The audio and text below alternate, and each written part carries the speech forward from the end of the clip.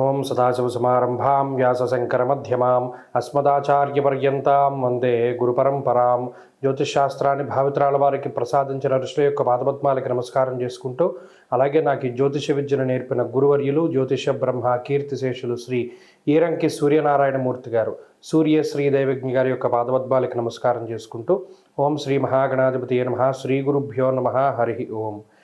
మిథున రాశి వారికి ఈ వారం కొంత ఉపశమనాన్ని కలిగించేటువంటి వారంగానే మనం చెప్పుకోవచ్చును. కారణం, గత వారాల్లో ఏర్పడ్డటువంటి అష్టమ స్థాన స్థిత పంచగ్రహ కూటమి, చతుర్గ్రహ కూటమి ఇవి ఏవైతే ఉన్నాయో ఈ వారం అవి తగ్గుముఖం పట్టాయి.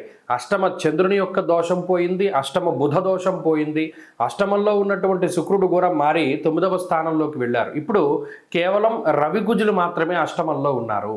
జన్మ రాశి యందు గురుని యొక్క స్థితి, అష్టమంలో రవి కుజులు కొంత ఇబ్బంది పెట్టేటువంటి గ్రహాలు అయినప్పటికీ ఈ వారంలో తృతీయ స్థానమందు, షష్ఠ సప్తమ స్థానాల యందు చంద్రుని యొక్క సంచారము ఒకంత మానసిక ప్రశాంతతని కలిగించవచ్చు. అయితే ప్రధానంగా తృతీయ చంద్రుణ్ణే మనం ఈ వారం తీసుకోవాలి. అందువల్ల ఇష్టసిద్ధి సదారోగ్య అన్నది శాస్త్రం. ప్రత్యేకించి ఈ వారంలో మీకు మనసుకి నచ్చినటువంటి పనులు చేయగలుగుతారు.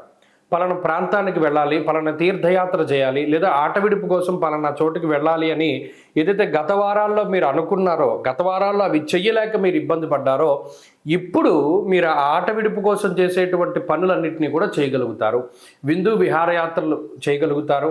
అలాగే పై అధికారులతో ఉండేటువంటి సఖ్యత పెరగడం వల్ల, పై అధికారులతో ఉండేటువంటి ఇబ్బందులు తగ్గుముఖం పడడం వల్ల, తోటి ఉద్యోగస్తులతో ఉన్నటువంటి మాట పట్టింపులు తగ్గడం వల్ల ఒకంత ఉద్యోగపరమైనటువంటి వాతావరణము చాలా ఆనందదాయకంగా సాగుతుంది. గతంలో పలానా ఉద్యోగానికి వెళ్ళవలసి వచ్చినప్పుడు చాలా ఇబ్బంది పడేటువంటి పరిస్థితులు ఉంటాయి. ఇప్పుడు చక్కగా సావకాశంగా ఉద్యోగానికి వెళ్ళేటువంటి అవకాశాలు ఉన్నాయి. అయితే ఈ గ్రహస్థితి ప్రత్యేకించి ఆర్థిక పరమైనటువంటి ఇబ్బందుల్ని కలగజేస్తుంది. స్థాననాశ రుణచ్ఛేద అష్టమస్తే ధరాసుతే అన్నారు. అదేం తప్పుగా కాదు. ఉదాహరణకి మీకు ₹1 వచ్చిందనుకోండి, ఆ రూపాయిలో 90% మీరు అప్పులు తీర్చడానికే వెచ్చించవలసినటువంటి అవకాశం ఉంటుంది. అంటే గతంలో మీరు తీసుకున్నటువంటి డబ్బు, గతంలో అప్పు తీసుకున్నటువంటి పరిస్థితుల్లో వాటిని తీర్చడంలోనే కొంత ఎక్కువగా ధనాన్ని ఖర్చు పెట్టేటువంటి పరిస్థితులు ఈ రాశి వారికి ఉన్నాయి. రాజకోపో యశోహాని ఉద్యోగస్య విరోధకం. ఇప్పుడున్నటువంటి పరిస్థితులు ఉద్యోగపరమైనటువంటి ఒడిదుడుకులను సృష్టించినప్పటికీ భయపడకూడదు.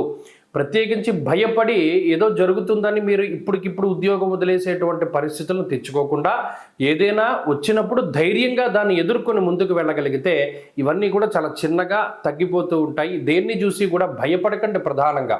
ఎందుకంటే దుర్దోష శత్రు సంవాద అన్నారు. అష్టమంలో ఉండేటువంటి రవి ఆత్మవిశ్వాసాన్ని తగ్గించి వేస్తారు. కాబట్టి ఇటువంటి సమయంలో ఆత్మవిశ్వాసాన్ని కోల్పోకుండా దేనికైనా సరే ధైర్యంగా నిలబడగలిగితే ప్రతి విషయాన్ని కూడా చక్కగా ముందుకు తీసుకెళ్ళగలుగుతారు. ఈ వారంలో మిథున రాశి వారు మరింత అనుకూలమైనటువంటి ఫలితాన్ని సాధించడానికై ప్రతిరోజు ఆదిత్య హృదయ స్తోత్ర పారాయణ చేస్తూ ఉండడం చెప్పదగినటువంటి సూచన. ఈ వారంలో కలిసి వచ్చేటువంటి రోజు సోమవారంగా చెప్పవచ్చును. అదృష్ట సంఖ్య 2, అదృష్ట వర్ణము తెలుపు. తదుపరి కర్కాటక రాశి.